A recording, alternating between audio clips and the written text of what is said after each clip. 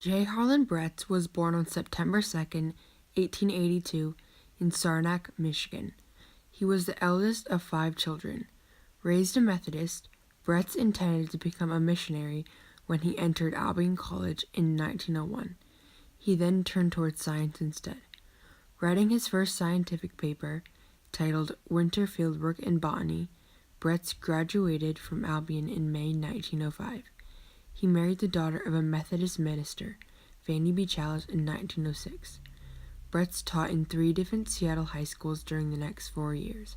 He stopped teaching in 1911 and spent the summer studying glaciers. Bretz spent a year on the faculty of the University of Washington after completing his graduate studies. He then began to explore the scablands. Bretz started to explore the scablands in the summer of 1922. When he saw the landscape, he quickly came to the conclusion that erosion was not how the land was formed. Every summer for the next 7 years, he returned with his family and collected data.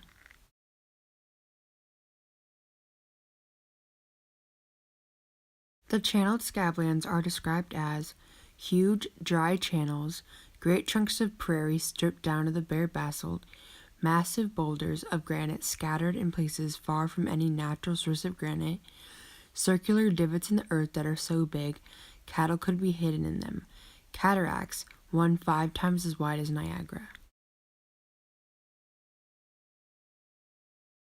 The channeled scablands were formed when an ice sheet slid south, making an ice dam rising around 2,000 feet. Glacial Lake Missoula started to grow, and it soon contained as much water as Lake Erie and Ontario combined. The dam broke, resulting in the water rushing out at 80 miles per hour, causing all the erosion at once. This chain of events happened several times, creating the channeled scablands.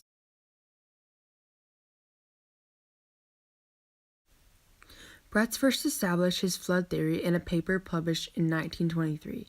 The paper contained a detailed map of different channels, branching and connected. He believed that they were developed by a huge flooding event. All other hypotheses meet fatal objections, he wrote in his paper. It was a debacle which swept the Columbia Plateau. The geologic community was skeptical of his theory when he first introduced it. They had thought the scablands had developed over a long period of time. When Bretz introduced his hypothesis that it happened all at once, the community believed that his story sounded biblical because he had no concrete evidence. It reminded them of Noah's Ark. In 1927, Bretz was invited to defend his theory at a meeting held in Washington, D.C. 6 other geologists, titled The Challenging Elders by Bretz, were there to prove him wrong. There were many missing parts of his hypotheses, like where the water came from. Then, Joseph Thomas Party sent him a letter.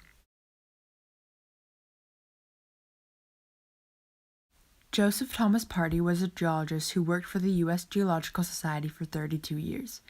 He attended the University of California at Berkeley and played a big part in the discussion of the flood. He first drew attention to Lake Missoula in 1910. Party proposed to Bretz that the lake was the source of the flooding before Bretz's presentation of his theory. When Party wrote to Bretz, he suggested that a cataclysmic flood was unleashed because the ice dam collapsed. Without Party, Bretz probably never would have found the missing piece to his hypothesis.